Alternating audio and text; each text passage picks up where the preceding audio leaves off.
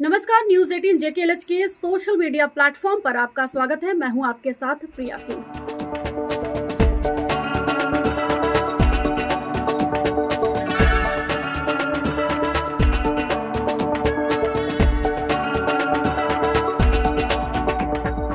इंसान के शरीर पर लगने वाले कृत्रिम अंग सिर्फ कृत्रिम ही नहीं रहेंगे, बल्कि उन पर एक ऐसी त्वचा लगाई जाएगी जो आपकी असली त्वचा का न सिर्फ एहसास करवाएगी, बल्कि उसके साथ होने वाले हर स्पर्श को महसूस करने के साथ ही उसकी पहचान भी करवाएगी। हम इस पे 2 साल से शोध कर रहे हैं और हमारी टोटल 12 लोगों की टीम है, जिसमें प्रोफेसर्स हैं, रिसर्च स्कॉलर्स हैं, और ये सारा जो भी रिसर्च वर्क हुआ है आईआईटी मंडी में ही हुआ है। अभी ये जो डिजिटल स्किन है, कृत्रिम त्वचा, तो इसके ऊपर अभी हम क्या कर रहे हैं कि हम एक उसको ग्लव्स के रूप में हम इसे ग्लव में लगा के फिर उसके ऊपर हम इसको ट्रेन करेंगे। जैसे छोटा बच्चा किसी भी चीज़ को पकड़ने में ट्रेनिंग लेता है पहले कि इसको कितना पकड़ना है क्या, वैसे ही इसको भी हम ट्रेन कर रहे हैं। साथ में आगे जाके हम विजन उसका मतलब देख के क्या क्या आप ट्रेनिंग ले सकते हैं, तो टच, छू के और देख के, ये दोनों ट्रेनिंग को मिला के हम अपना ये रोबोट तैयार करें। जो मटेरियल हमने यूज़ किया है नॉर्मल टेम्परेचर में, ये काफ़ी दिन तक चलेगा।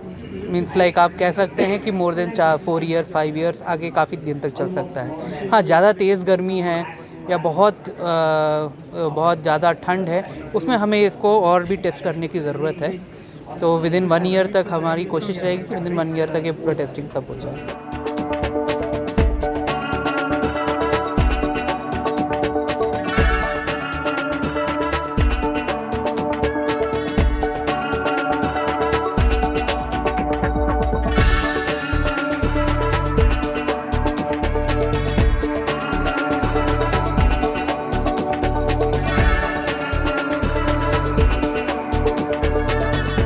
आईआईटी मंडी के शोधकर्ता और स्टूडेंट्स ने एक बहुउद्देशीय रोबोटिक हैंड का मॉडल तैयार किया है, जिसको लेकर उनका दावा है कि भविष्य में यह मॉडल जहां मेडिकल क्षेत्र में डॉक्टर और नर्सों के लिए एक असिस्टेंट की तरह काम करेगा, वही रोबोटिक हैंड पर लगाई गई कृत्रिम त्वचा हाथ में पकड़ी सभी चीजों को महसूस करने में पूरी तरह से सक्षम होगी, क्योंकि अभी तक किसी भी कृत्रिम अंग में कोई एहसास नहीं होता था। इस कृत्रिम अंग से आप किसी गर्म वस्तु को पकड़े या ठंडी वस्तु को, उसका आपके शरीर पर कोई एहसास नहीं होगा।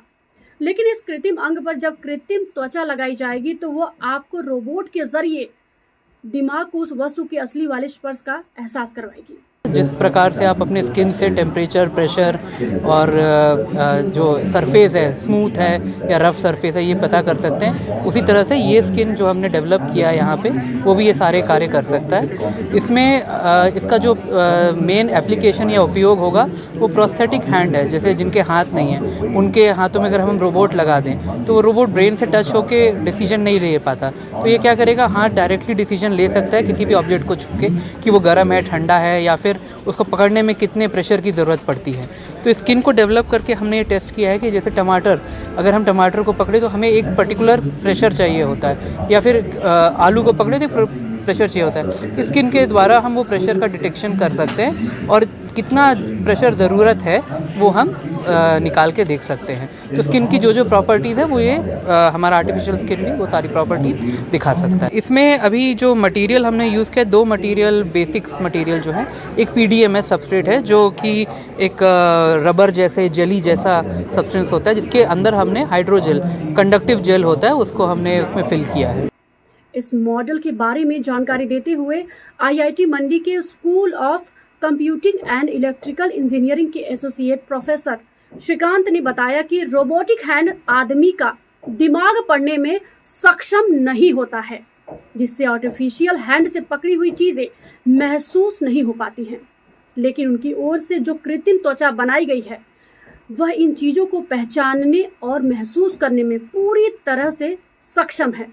इस स्किन को बनाने में पीडीएम सबस्ट्रेट और हाइड्रोजेल का इस्तेमाल किया गया है। जिस प्रकार से आप अपने स्किन से टेम्परेचर, प्रेशर और जो सरफेस है, स्मूथ है या रफ सरफेस है, ये पता कर सकते हैं, उसी तरह से ये स्किन जो हमने डेवलप किया है यहाँ पे, वो भी ये सारे कार्य कर सकता है। इसमें इसका जो मेन एप्लीकेशन या उपयोग होगा वो प्रोस्थेटिक हैंड है। जैसे जिनके हाथ नहीं है, तो स्किन को डेवलप करके हमने ये टेस्ट किया है कि जैसे टमाटर, अगर हम टमाटर को पकड़े तो हमें एक पर्टिकुलर प्रेशर चाहिए होता है, या फिर आलू को पकड़े तो प्रेशर चाहिए होता है। स्किन के द्वारा हम वो प्रेशर का डिटेक्शन कर सकते हैं और कितना प्रेशर ज़रूरत है वो हम निकाल के देख सकते हैं। तो स्किन की जो प्रॉपर्टीज़ है वो ये हमारा आर्टिफिशियल स्किन भी वो सारी प्रॉपर्टीज़ दिखा सकता है।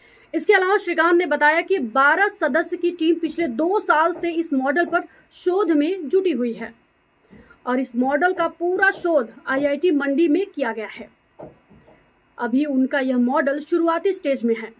इसके साथ ही उन्होंने बताया कि उनके इस मॉडल की दूसरी खासियत यह है कि अस्पताल में भी उनका यह रोबोटिक मॉडल कारगर सिद्ध होने वाला है। हेल्पिंग रोबोट का ये है कि जैसे नर्स आपको इंजेक्शन लगाते हैं, आपको क्लीनिंग चाहिए होता है, तो क्या होता है कि हमें बहुत सारा स्टाफ लगता है या फिर नर्स को ही अपना काम 2 बार 3 बार बढ़ाना पड़ता है। तो उसकी जगह नर्स का काम है कि आपका डेटा रिकॉर्ड करना, लेकिन जो क्लीनिंग है, आपको इंजेक्शन रखना है, ये सारे जो सेकेंडरी काम है ये एक रोबोट आराम से कर सकता है। तो ये उसके लिए ये रोबोट का भी डिज़ाइन किया हुआ है। ड्यूटी के दौरान डॉक्टर और नर्सों के लिए यह मॉडल असिस्टेंट का काम करेगा, जिससे ड्यूटी के दौरान डॉक्टरों को और नर्सों को काम करने में काफ़ी आसानी होगी। हम इस पे 2 साल से शोध कर रहे हैं और हमारी टोटल 12 लोगों की टीम है, जिसमें प्रोफेसर्स हैं, रिसर्च स्कॉलर्स हैं, और ये सारा जो भी रिसर्च वर्क हुआ है IIT मंडी में ही हुआ है। हेल्पिंग रोबोट का ये है कि जैसे नर्स आपको इंजेक्शन लगाते हैं, आपको क्लीनिंग चाहिए होता है, तो क्या होता है कि हमें बहुत सारा स्टाफ लगता है या फिर नर्स को ही अपना काम 2 बार 3 बार बढ़ाना पड़ता है। तो उसकी जगह नर्स का काम है कि आपका डेटा रिकॉर्ड करना, लेकिन जो क्लीनिंग है, आपको इंजेक्शन रखना है, ये सारे जो सेकेंडरी काम है ये एक रोबोट आराम से कर सकता है। तो ये उसके लिए ये रोबोट का भी डिज़ाइन किया हुआ है। इसमें अभी जो मटेरियल हमने यूज़ किया, 2 मटेरियल बेसिक्स मटेरियल जो है, एक PDMS सबस्ट्रेट है जो कि एक रबर जैसे जेली जैसा सब्सटेंस होता है, जिसके अंदर हमने हाइड्रोजेल कंडक्टिव जेल होता है उसको हमने उसमें फिल किया है। ऐसे ही और वीडियो देखने के लिए फॉलो कीजिए News 18 जम्मू कश्मीर, लद्दाख और हिमाचल।